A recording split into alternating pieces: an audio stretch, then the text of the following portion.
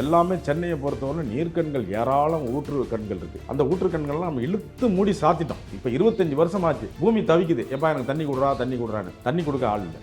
ஆக நீங்கள் வந்து இயற்கையை எல்லாத்தையும் மறந்துட்டு நான் செயற்கையாக வாழ்க்கையை நடத்தீங்கன்னா இந்த செயற்கையை நீங்களும் அனுபவிக்கணும். இப்போ வந்து சென்னைக்கு வந்து கிளைமேக்ஸ் படம் என்னன்னு கேட்டிங்கன்னா, அந்த தண்ணியை எப்படி மறித்து எங்கே கொண்டு போகலாம், இங்கே வேண்டாம்.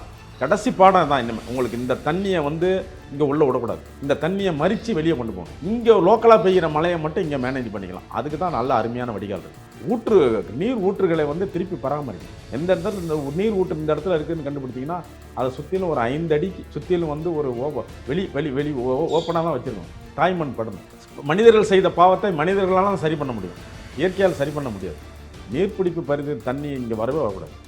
அப்போ தான் சென்னையை காப்பாற்றலாம். இல்லைன்னா சென்னையினுடைய பாதி பகுதிகள் 2040 முழுவதும்